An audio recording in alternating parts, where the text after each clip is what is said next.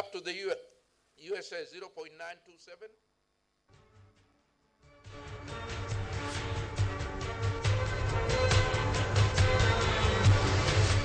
Welcome back. Now this is Biashara Tuesday Rise today. Hope you're not wondering what was going on your screen. That was a continuation of the public lecture that happened on Friday, which we promised to be giving you bits of it as we go on throughout the show.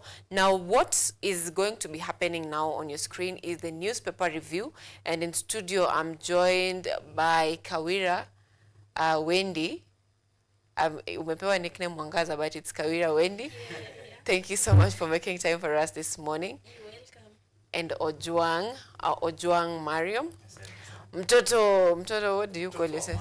Senior warrant officer 1 Ahmad Teni Kanali. Kabisa, thank you so much. Whenever I'm doing traffic updates on Art and Culture Monday, command. The traffic. Okay, so we are sorry then. Thank you so much, lady and gentlemen, for making time for us this morning on Biashara Tuesday. It is a very interesting morning, but a sad morning, looking at what is happening on our headlines. There's a lot of human trafficking going on our headlines. Do we call it? Not, that is not femicide. When a man is killed by the wife, what do we call that? Many side. So it's not something to laugh at, but it's also something that is also happening in our country today. There is also a lot of politics with regards to the Ruto's visit to the mountain.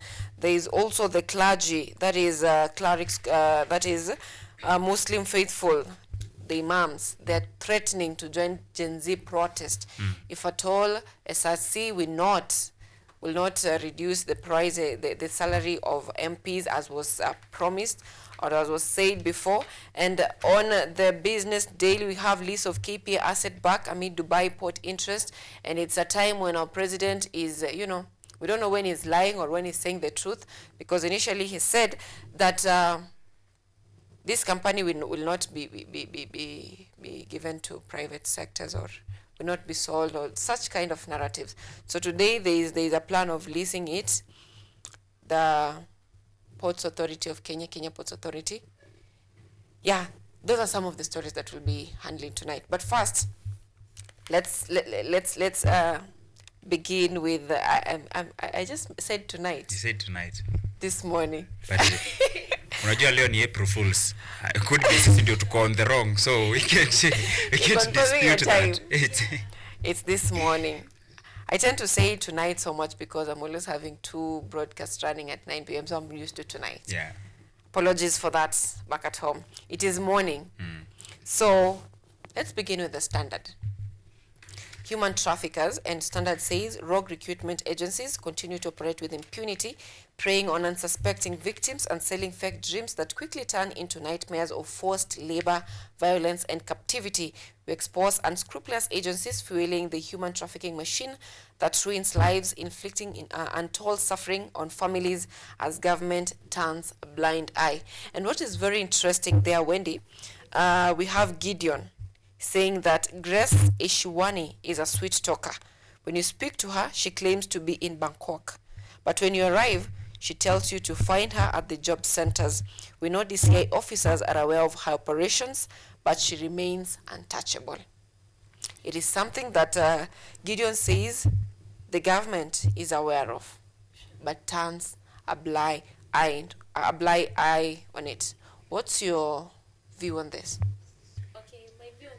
We are in the 21st century. So on the issue of human trafficking, we are past that. We are past such stories. So kusikia kuna that human trafficking, it's so disappointing and the government is aware. So we look upon the government to look for such people to make sure that human are very safe and secure. Yeah. Yeah. Very interesting. Yeah. So you think the government is kind of failing on the part? Sure. In terms of accountability and security, such issues. Yeah. Ojwang, Wendy anasema kama hii serikali haiwezi to protect from abduction, how is it going to protect us from traffickers? I would ask the same question a time when our police officers who are supposed then to be maintaining law and order back in the country are in Haiti dying. Others have already died, but their bodies have been held by the Haitian gangs. But the Standard saying time is running out. So they're saying rogue recruitment agencies continue to operate with impunity, preying on unsuspecting victims and selling fake dreams. These people are on business. Wao wanajua kila Tuesday waamke waangalie biashara Tuesday.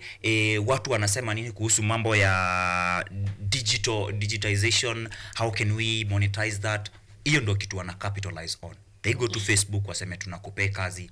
Wewe mwenye unatafuta kazi unaenda kwao kwa DM yao, wanakuongelesha vizuri like how Grace Eshiwani does. After wamekuongelesha vizuri unatuma 150k wewe. Mwingine hapa hivi anaitwa John Juguna na yeye alitumiwa 100k wewe mwenye unatafuta kazi. But there are things we keep talking about. We keep saying that when a deal is too good, it's your time now to step back kiasi and start thinking the second time. Why am I supposed to give you 150k yet wendo unafaa unipe kazi ama wewe umeniita uniconnect na kazi?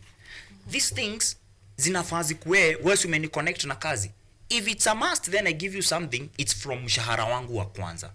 But yeye anajua kwa human trafficking business. Watu kama Grace Eshiwani, Jane Thiongo na John Juguna, they win twice and you lose twice. Mara ya kwanza una lose via kuwatumia wao pesa 100k and above.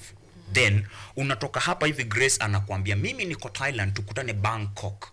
Ukifika huko una knock milango yote, una bang kwingine anakuambia hapana mimi sikuagi huku. Unakuwa ume lose the second time that you are in a foreign country, you've come here to seek a job meaning you don't know anyone and you are suspect or agent is not there. Unakuwa ume lose twice yet we ni kijana. And the question is until when? Until when will we be such gullible? But we are people who have gone to tertiary institutions. Tukafanya mpaka ma degree. Some of them have done even masters. But wanakuwa duped to this level. Na wanauzwa as the ultimate impact of their gullibleness. So siezi lia sana niambie serikali ingia, serikali saidia. I would call upon my fellow citizens and the youths. Juu hao ndo wanaumia sana. Tuko tunafanya fact checking ya hizi kazi.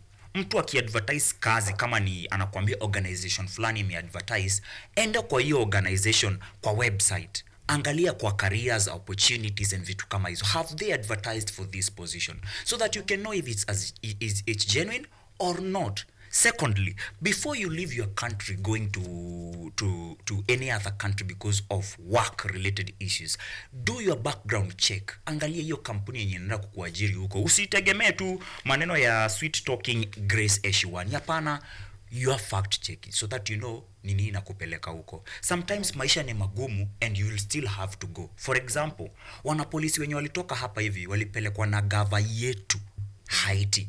Na walikuwa wamesign juu wanajua there are two things involved hapa hivi. Si ni wao naenda kupigana na gangs. So unajua kupigana na gangs ni tofauti na wewe kutokea kwenda kusema Ruto must go. Kahareri ya kuja ya kuambia iwezi. Kule ni magangs wako na bunduki. So huyu polisi alikuwa anajua atakufa. But they went anyway.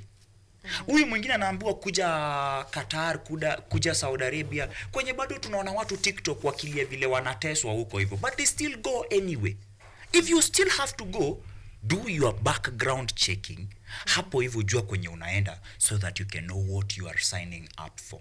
Otherwise, kuambia watu tusiende is not giving us any good results. So, still on that, I would, there is the part where the victims are to be blamed for not having their facts checked right. But also there is a part where, as a country, we've really normalized bribes when in terms of getting work. You know, when you're applying for a job, unaulizwa kwanza uko na ngapi. You know, the highest bidding person gets the job. And it's something that I think it's making most of this victim fall prey, because they have grown up knowing if you need a job, you need to have money to pay for it. You need to have something to pay for it. So there is someone here called Francis Otuoma on Tomwa. He says that he was taken to Nima and Mima, and yeah, and he was told that he's going for a different work, and on getting there, he his work was scamming people. That is still on the standard. Yeah. I feel terrible, I feel used, and I'm not sure I'll ever heal from this. I was turned into a scammer. All my life, I'd never stolen from anyone, but I was forced to. I stole over 10 million from innocent people while I was there. So you go there and you're turned to be a scammer. Like, you're given a training on scamming. So, and that's why, still on standard, that is on page 7, we still have more of our Kenyans being jailed in foreign countries because we have a family appeals for help for kin jailed in India. Wangeshi was arrested in India in 2022 after being found with the 4.2 kilograms of cocaine. And how this happens is that you are told if you're coming, you're coming. Now go to a certain place. There's a suitcase. Pick that suitcase and come along with it. So you don't know what you're carrying.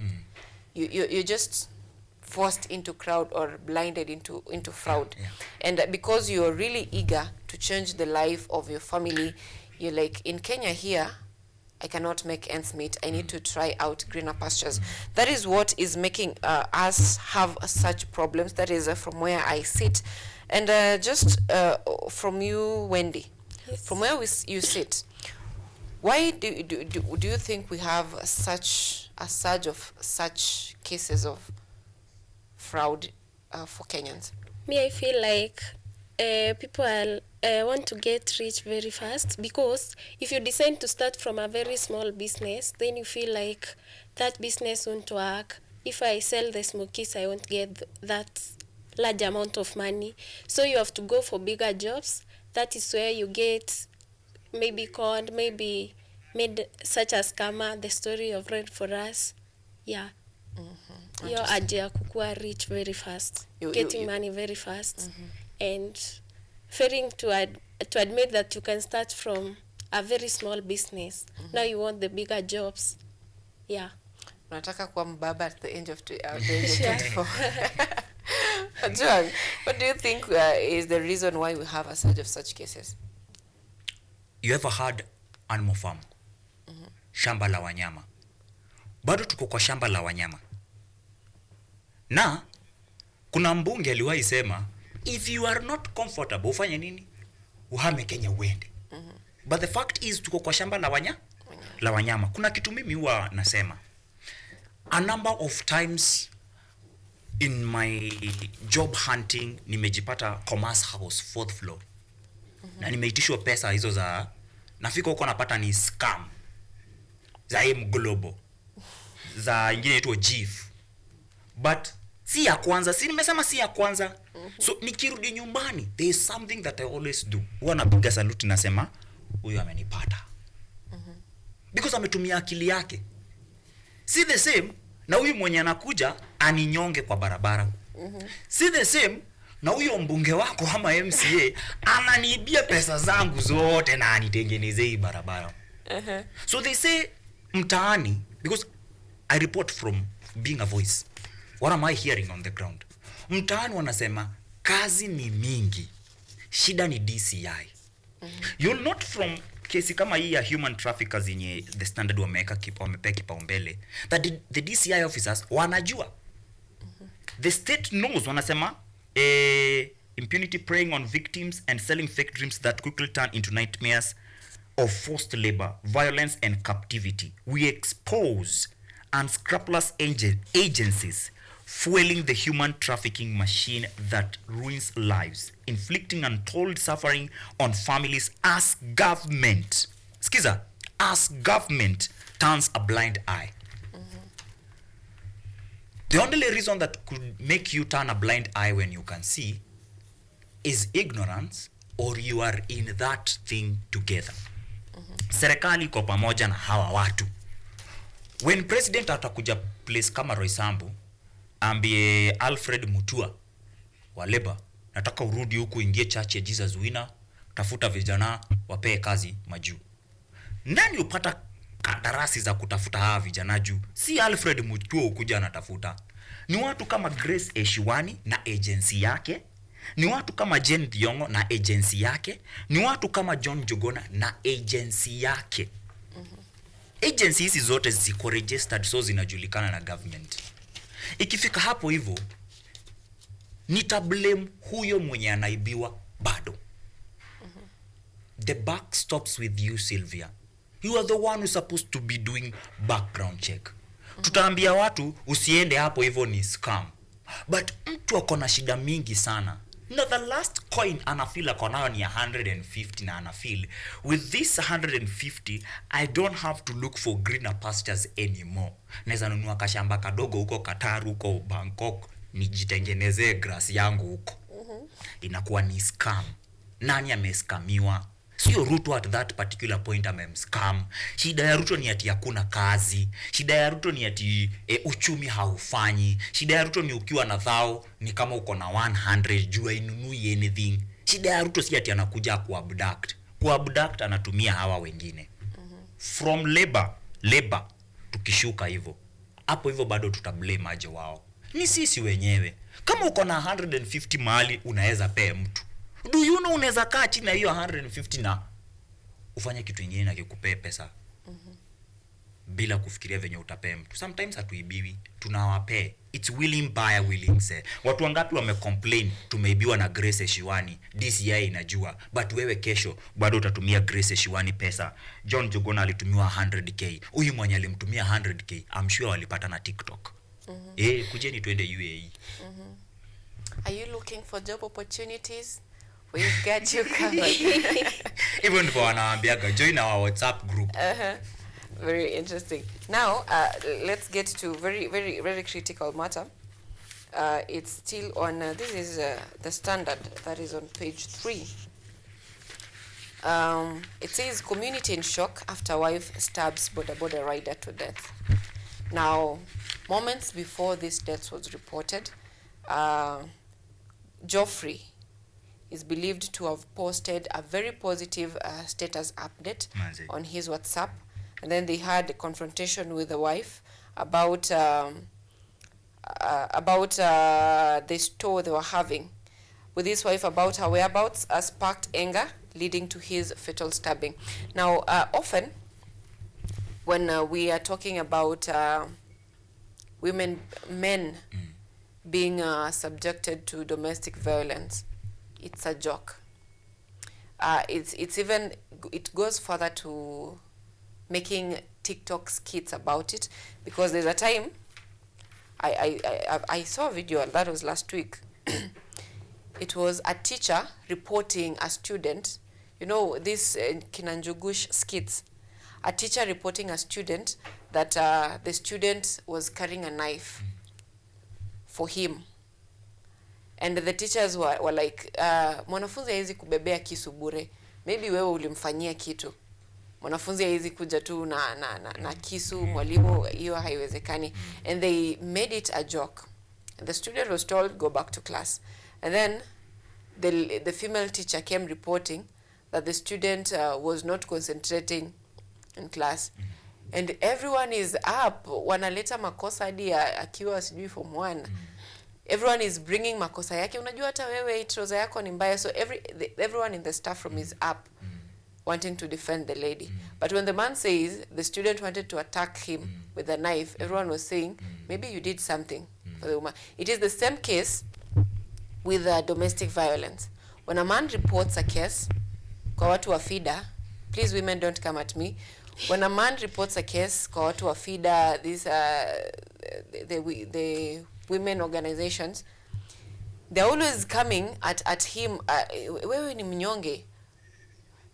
Like, what did you do to the woman for her to react that way? Ulimfanyia nini? But when it comes to a woman reporting, oh, amenishautia, amenipiga kofi, everyone is up, everyone is reacting to it. So do you think this Geoffrey's case is as a result of a societal problem, or is it should we just say alikosea bibi yake? Let me begin with you, Wendy. Maybe sasa alikosea, but sasa haku deserve the treatment. And again, the society imejaribu kudefend a woman to a point that wamesahau pia amana na dile nini. ile support ya the community. Pia yeye akikuwa nini like akikuwa offended, pia ana deserve ile support ya community kumdefend. Yeah, defend the women so much. And we are forgetting the men. Yeah. Ojwang. I would not call that as a challenge of being in a patriarchal society. No. It's a social issue yenye haihusu hiyo. Because to assume alikosea. Sylvia, you are apart from being a journalist, you are still a lady. Beautiful. Meaning out there, lazima wanaume watakwambia yaje nini all those things. And if your partner, your spouse, your boyfriend, your husband is not someone who understands vitu vizuri, hiyo ni vita. Wewe unaweza jipata uko stop, but haukuwa involved na hiyo kitu. I'm seeing kwa picha za Geoffrey hapa hivi, he has the nickname Mrasta. Jina Mrasta haikujiagi tu mtu juu ako na dread pekee. Ukisikia mtu anakuita Mrasta, most watu wenye huitwa ras ni watu wako introverts. Let me say introverts. Watu wametulia tu, anaga mambo mingi. Na utasikia alikuwa ameweka mpaka kwa status yake ya WhatsApp something positive. But bado aliaga. Na aliuliwa na bibi juu ya kitu fulani. We as a people, as a society, we should learn to be dealing with issues, not people. We should be learning to look for solutions for problems affecting us, not fighting us. Juu angekaa chini na huyo dem, na wabonge, na wakose kusikizana, kila mtu ende kwa mama yake. Juu si must, hawakuzaliwa pamoja. Hii point yenye inafika lazima nitoe kisu, nidunge mwenzangu. Hatufai kufika hapo hivyo. Haijalishi the amount of stress, depression or everything you have. Right to life iko kwa kila mtu and it is fair. Kwa kila mtu. That's why wewe ukitaka kuthreaten my life, I can easily kill you. Na inaitwa defense. But do we have really kufika hapo? To a point yenye sisi wanaume we are considered masculine, we are considered dangerous, ndio maana all gender topics and issues always surround around women or the female gender as the weaker sex. But tumetumia kuempower women as a weapon against men. So men are feeling now vulnerable. Juu, ikiwa leo nitapigwa kofi na bibi yangu na siwezi rudisha hiyo kofi, nitanyamaza tu. Juu siwezi bado tokea mimi eti nipigie ngure nimwambie ngure nilipata dema amenipiga kofi. I can't do that. My ego and pride as a man can't allow me. Bado siwezi enda kwa kuna maendeleo ya wanaume. But it's inactive. It's like it's almost dormant because we know maendeleo ya wanawake. And they don't talk about maendeleo ya wanawake. They talk about issues to do with advocacy.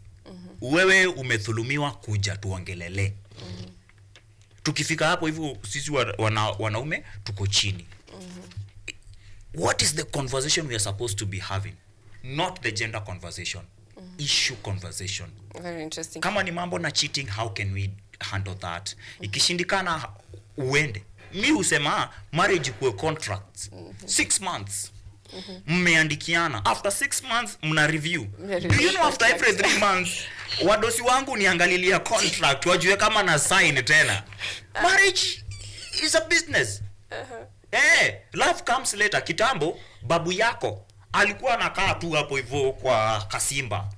Anakuja amebebewa madem hivi, anaekewa hapo. Inakuwa ni bibi wa kwanza. Na inaendelea hivyo. Kuna mahali hapa hivi panaongelea kuhusu tycoon mwenye aliweza pia kuuliwa. Gazeti ya leo bado. Na bibi wengine akiwa kwa bibi wa pili, lakini hao ni land walikuwa wanataka. Address the issue land. Not how we will eliminate this man. And then huyo daughter anasema that walianza kubeba documents. Hiyo document hata ukichukua urarue, ujinga yako pekee ndio inakuambia tu umetoa evidence. There is a print ya kwenye hii document before inifikie hii title deed. Kuna mahali ilitoka. We can just go there and start the process. Ukirarua yenye niko nayo ati threatening ati utarauliwa, nyumba yako si bado inaweza chomeka. And all those documents zote zipotee kwa wenye weka documents kwa nyumba. But you can get them. Sasa ukiniua na uchukue documents umejisaidia aje?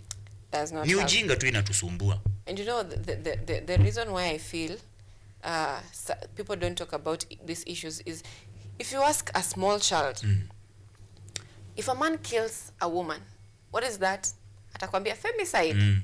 Muulize, if a woman kills a man, Defense. what is it? Defense. It's actually androcide. That's the word. That's the word. The male version of femicide. The systematic killing of men or boys for various reasons, usually cultural. So people don't even know what the opposite of femicide is. Haiko kwa society yetu hataki kuongelea kitu kama hiyo. Hakuna mahali mwanaume anafaa kuguzwa na mwanamke. Mlifikishana wapi? Hapo ndo ifike hapo hivyo. Okay, now let's get a little bit of politics. That is on the social issues that is affecting us as a country.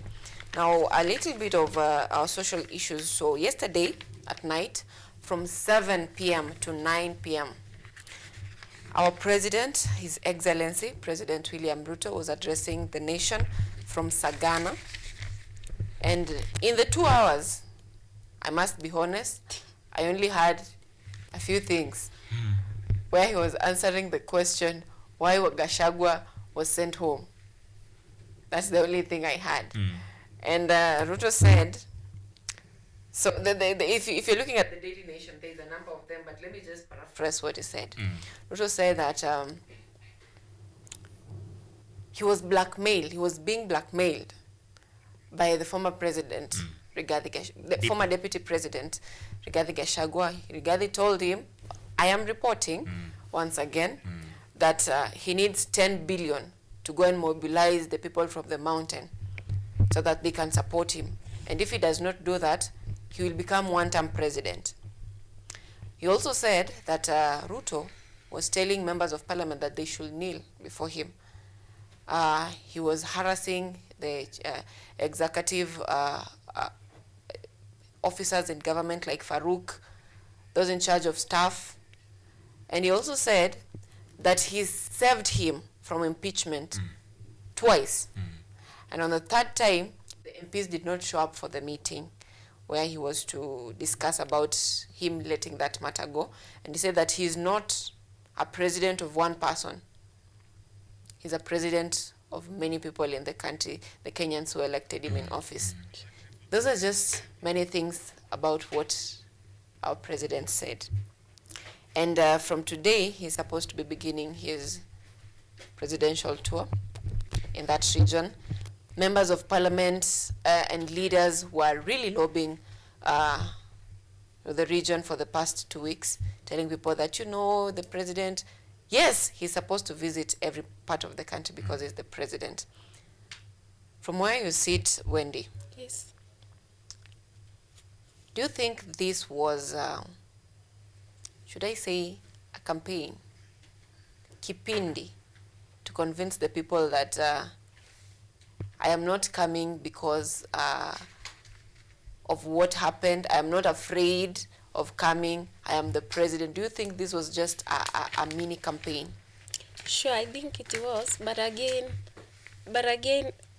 pia impeachment ya Gachagua, you can't tell that all the MPs, apart from a few, hakuwa na wakumdefend. Suppose alikuwa on the right side. Now maybe kuna some aspect of, maybe we give a doubt to the president, but I feel pia president anajitetea pale ndo asikue, ground isikue ash. Yeah. So you feel any PR? Yeah. Did you listen to the interview? Yes, I did. What do you think about the what do you think about the panelists? Me, I guess, if I speak about the president as at now, the government has frustrated the crowd. And crowd maybe iko very hostile. Niko pretty sure lazima kukuwe na vipindi pale Mount Kenya. The crowd is so hostile. Wame lack trust na hii government ya Kenya Kwanza. Yeah. But the president is saying that he is a people's president and he has the right to visit every part of the country. He even said that his scorecard is what will determine whether he'll be re-elected in government, and even gave a promise that kama by 2027 hizo barabara hata kwa mejenga, you are the people to decide. We have 2 years to go. Sure. But sasa, you know, is the president, yes, he was elected, and we have to admit that mpaka pale 2027 whether change mind or he remains. But sasa he has frustrated the ground. Haikuwa ina expect what it has seen from them. Yeah. Do you think it's a wrong move for him to visit the mountain right No, now? it is not. Let him go and see how the ground is. They have been calling youths pale Karen, and they forget that the ground iko huku nini, huku kwa mashinani. Sasa let him go and see. What is actually happening? Sure. Ojwang, Wendy is mentioning a very important point that our president has been calling youths in parliament at State House. This is a form of lobbying. From where you said, do you think this is PR? It's PR. Everything is PR. And it's not bad thing to do PR. He's doing the same thing other people are doing. I think he's doing them better. President of Kenya, President Ruto, is doing good PR, good politics than counterparts wake. Na ndio maana amejaa ile ya kuna mtu anaweza nitoa. Of which it's a thing we are struggling with as a country. Ni nani tuko na candidates wengi bado hatujapata mmoja. Ingekuwaga ni mahali tuko na mtu mmoja ati from now to then mtu mmoja, ingekuwaga kitu kingine, but yeye ana feel anakomali anashinda. But kwa ground hiyo Mount Kenya anaingia, president allies have been busy on the ground mobilizing residents ahead of his visit. Former deputy president says Ruto's tour is meant to appease the restive region. But they're saying that Ruto starts make or break tour of Gashagua's backyard. It's so unfortunate to both President Ruto and his former deputy, Rigathi Gachagua, that State House yenye iko hii side ya Mount Kenya iko nyumbani kwa Rigathi Sagana. Sagana hapo ndo home kwake na lazima aingie kwake. Akona hiyo mandate. Yeye ni president, na sio president pekee. You Sylvia or Kawira, the other one, not the Mwangaza, wetu, can go to any part of this country na hakuna mtu anafaa kukuuliza swali. It doesn't matter who you are. The question is, as unaenda hapo kwa hao watu, unafaa kuwe na wao, si umekuja kuwatembelea? President Ruto hana hawa watu wenye ndo walikuwa na wao 6 months ago the same Mount Kenya. Na according to President Ruto, hawa wote ni wabaya. Niliona na mimi ufuatilia hizi vitu keenly, because I always believe sinaga nguvu ya mwili. So what do? Niongeze tu information ni kwa gana ka kitu kingine, niko na ka akili. So President Ruto, kila mtu ni mbaya isipokuwa yeye, kulingana na yeye, including hao wanahabari wenye walikuwa wanamuinterview. When they were talking about projects za development zenye amefanya huko, mmoja jamaa anaitwa Martin ilifika mahali hadi wakaambia na president leo waende akamuonyeshe. Na that is the debatable project. The rest of 2 hours 45 minutes they discussed why Ndindi Nyoro is not in where he was. Justin Bidan Muturi is not there. His former agriculture CS Mithika Linturi hata yeye anasema amengolewa na Ruto. Watu wengine hapa hata si Ruto aliwangoa. Mnakumbuka tukisema he must go baada ya kupea watu fake fertilizers, kuharibu shamba za watu kupoteza wakati 3 months wakingojea mazao hakuna. But bado anasema ni Ruto. But either way hata kuwa na wao, hata kuwa na governor wa Meru, hata kuwa hawa wote unafaa ukae chini. When we are talking about matters mental health, we say sometimes unaweza kuwa unajua kila kitu, but ebu kaa chini ujiulize, kwani wewe pekee ndio unajua?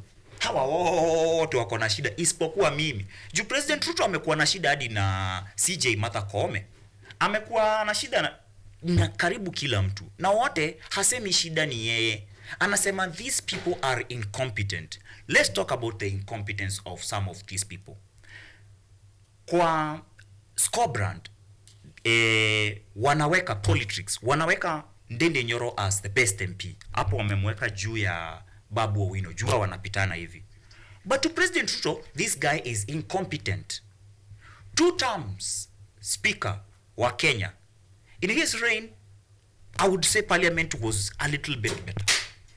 To the parliament we are having saa hii ya papa wa Roma, Moses Wetangula, the worst yenye tumewahi kuwa nayo. In fact, ndio the only parliament imewahi chomwa.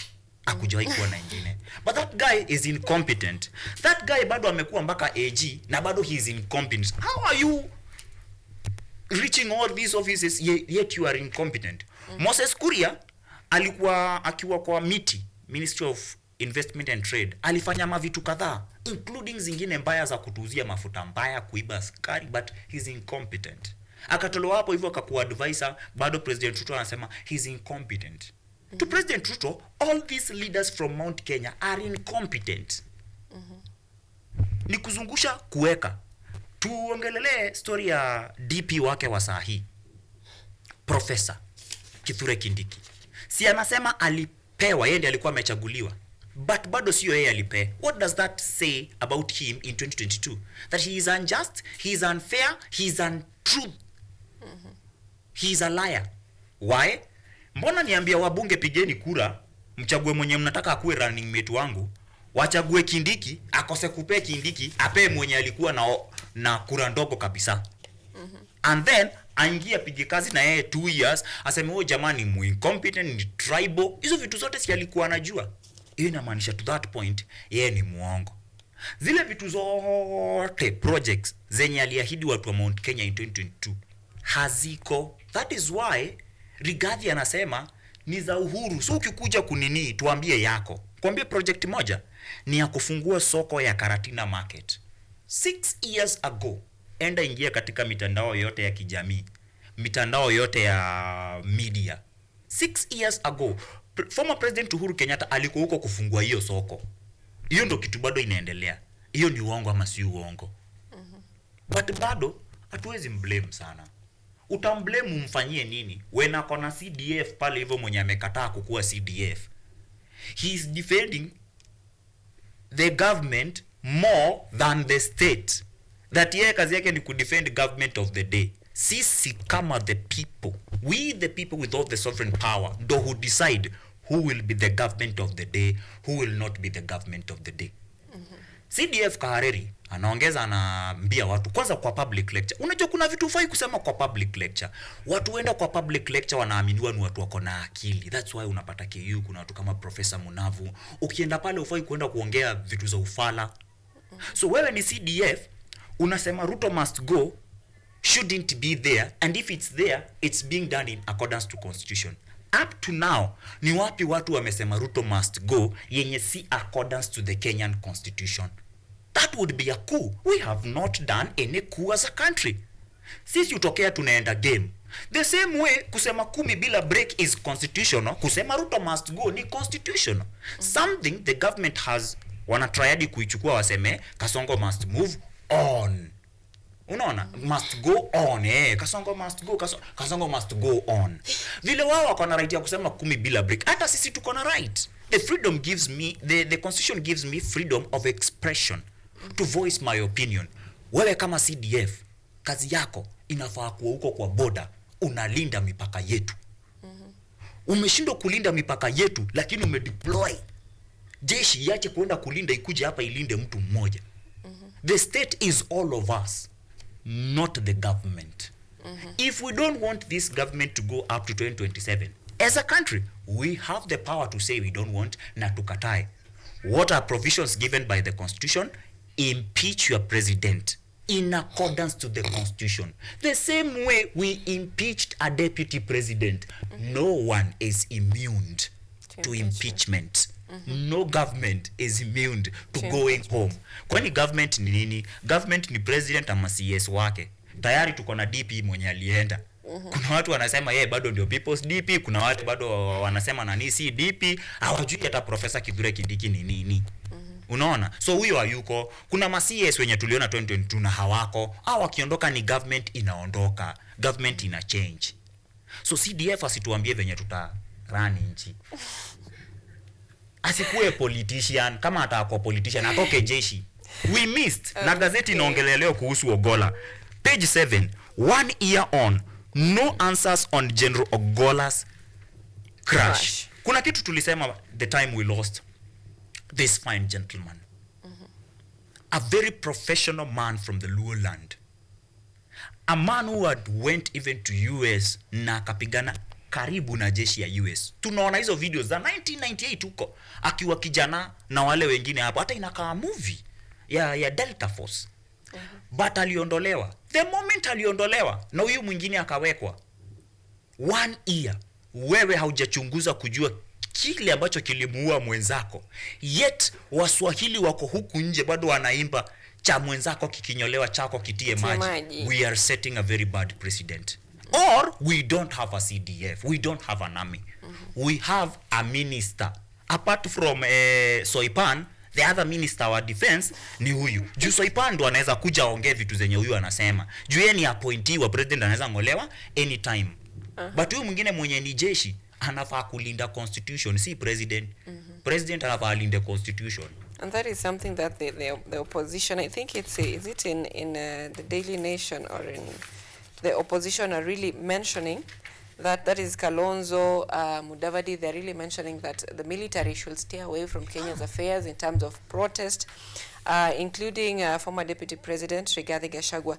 Now, still, let's take a look at, should I say, because the topic about Ruto facing the mountain is a long one. It's something that is going to be talked of for the rest of the week. So let's just leave it at there. And there was a plan to increase salaries for the members of parliament. And now a section of Muslims has cautioned the Salaries and Remuneration Commission, SRC, and the Parliamentary Service Commission, PSC, against increasing the salary of members of parliament at a time when a majority of Kenyans are struggling with a high cost of living. Now, wamesema, musipofanya, as we say, we are going to join Gen Zs for a protest. It's a very interesting time to be a Kenyan. And also, still on cautioning on the government on in terms of managing the cost of living. I think it's in the Standard. Students are going home earlier because schools are lacking funding, so they are forced to close earlier. So it's a problem with the government in terms of where are they assigning or are they allocating funds? Is it a prudent action they are taking by increasing the salaries of members of parliament when doctors on the other side are on streets complaining that they don't have a salary? Apparently right now they're going to be in deeper problems because, let's not mention that. So Wendy, from where you sit, do you think the government is having misplaced priorities in terms of allocation of funds? Sure it is. And according to me, the other people that we should blame are the MPs because they are the members of the national parliament. So they have to tell the president, because the president is not in the ground, ayuko mashinani, those MPs are there and they know what's going on. So they are supposed to tell him that the country is at the wrong place maybe. There are no developments. But sasa those MPs are siding with him. And that's so bad. They should side with the mwananchi wa kawaida because he or she is the one that made them to be there. Secondly, increasing the salaries it's funny, it's weird. Because hakuna development, tunaongeza mshahara ya MP shwari. I make any sense. It doesn't make sense. Sure. So Juan, Wendy anasema it's outrageous. Hakuna madawa kwa hospitali, walimu hawana mshahara, doctors are on strike, CBC is crumbling. Like the education sector is, should I say, no, it's functional, but it's on its knees. It's begging for survival in this country. Yani anasema it's functional na bado hapa kwa gazeti panaandikwa kuna shule zinafungwa earlier than expected because they don't have fundings. And on Sunday there was a story running, I think it's of Teso. Wanafunzi, their roof was blown by wind. And 2 years. 2 years ago. And they're learning under trees. So There is no money to pay doctors, there is no money for teachers, there is no money for having better hospitals, kununua madawa, there is no money for getting classrooms, the roofing of classrooms, but there is money for increasing salary for members of parliament. At a time when the president is saying we must live within our, actually that is a bite on my promo, we must live within our means. So which means, what is our means? Living within our means ni tofauti. Wewe your means si means za Ruto. So yeye akisema ana live within his means, anajua chenye anasema. Akiambia Murkomen, wewe Murkomen, please live within your means, si the same na wewe. Their means ni hiyo yenye unasikia kwa gazeti, senators raising red flag over 87 billion that cannot be accounted for. Hizo ni pesa tayari zimepotea. That's their means. It's not the means of, sitasema Mkenya wa kawaida juu hadi wao ni Wakenya wa kawaida. Niseme mwananchi wa hapa chini, mwenye ako pale mashinani. 366,000 ndo pesa kila mbunge anaongezewa. That will amount to an approximate of 4 billion per month. Per month itakuwa zikienda kwa mifuko ya watu. Na bado tunasema hatuna do. Sisi tuko na pesa. Our means ndio tofauti.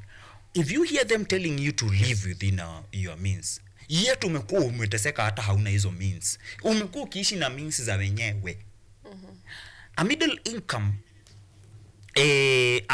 income person ana earn alipe loan.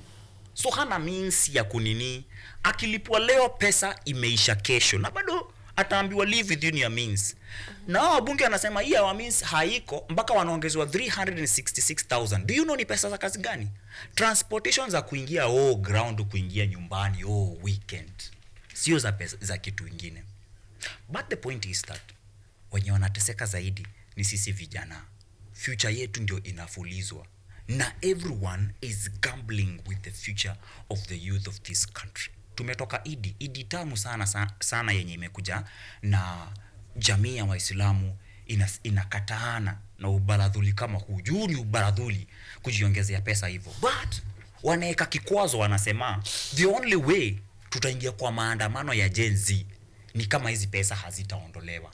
Meaning if President Ruto watasema hizo pesa tuzitoe, inamaanisha then hawa watakuwa wamejitoa kwa hayo maandamano yenye wanaita ya Gen Z. Does that mean the Gen Z wataacha kuteseka? Wao wataendelea kuteseka. Kesho Kalonzo na Eugene watokee waseme kama President Ruto atafanya hivi, tutajoin maandamano ya hawa vijana wa Gen Z na millennial. Everyone is like gambling, using us. Na kama hizi vitu ziko, our fellow youths, na shida ni poverty na ndio wanatumia. President Ruto is coming to Mount Kenya. Ukisikia anapitia mahali huko na kuna pesa ya mobilization, tokea. Make sure nirudi home na kakitu. Usiende pale hivyo kuko skills. Hapana. Gachagua said, tokea kama mboka. Gachagua said ukipewa hiyo pesa lipa Shylocks. Yeah. Usichanganye na pesa yako. Ni pesa iko cast. Na si tumesema a middle income youth wa hapa nchini Kenya ana struggle na debts. Usichukue mshahara wako unapeleka kwa debt. Kama unataka pesa za debt na leo uko off, juu leo ni April Fool's Day, as rais anaingia Mount Kenya, ingia na yeye, chukua zako, enda lipa madeni ya Shylock, endelea na maisha. Ikisemekana watu wanaitwa Karen na wewe ni kijana, please andikisha jina lako, tokea. Hii dunia inataka watu wanaishi bila shame. Umecheki vitu Joho anafanya Pwani. Joho mwenye aliwahi simama akasema mimi kanchit kandai, nikae chini niseme nini na Ruto, mimi niongee nini na Ruto huyo baradhuli. Saizi anatuambia Ruto is not going anywhere.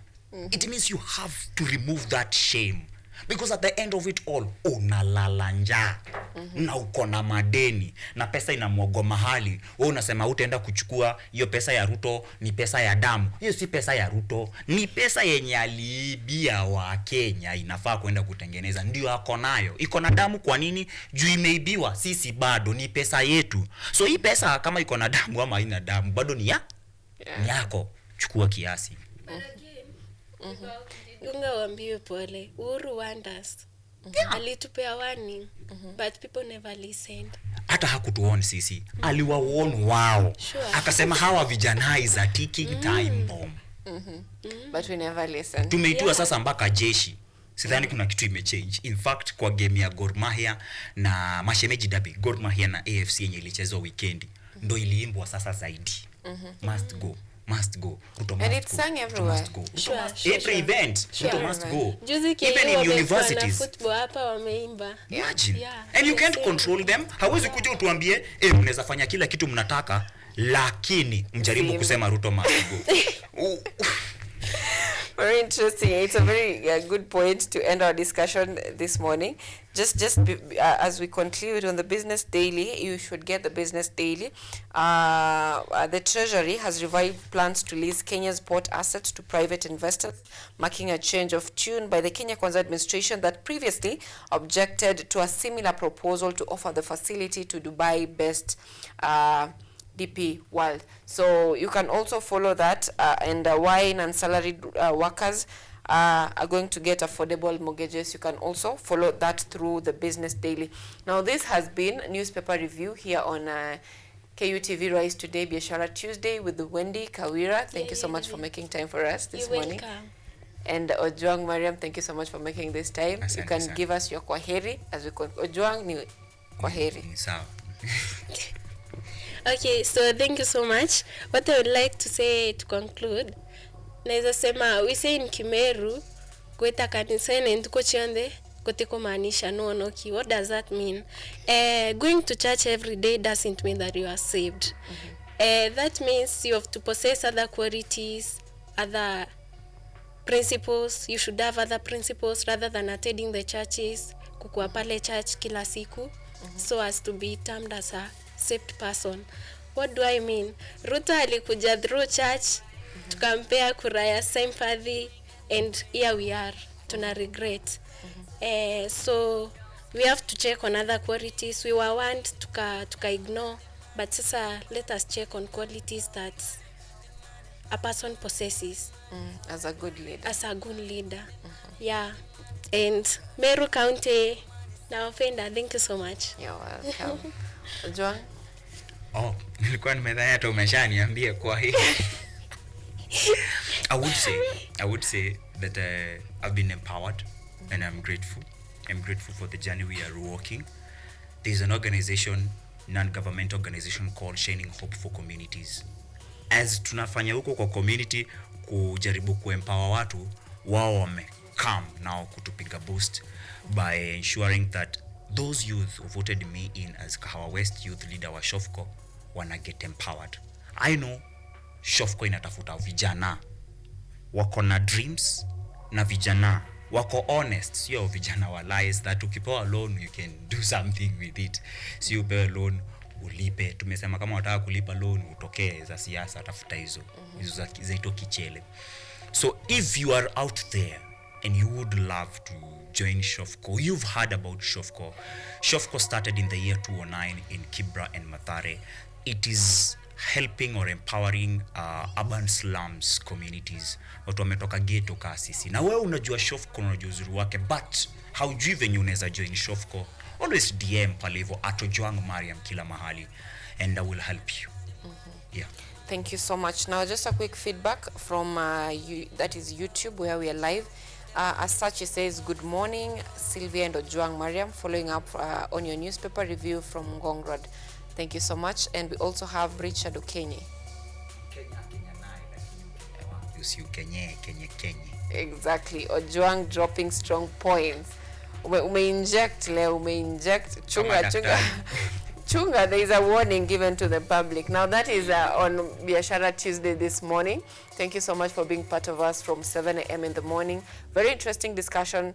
If you missed any, that is on digital education and wellness. You can go back and follow that also. And we also have the discussion on what is happening in the country. If you missed any part of it, you can also go back and follow it on KUTV Kenya. Thank you so much. See you next.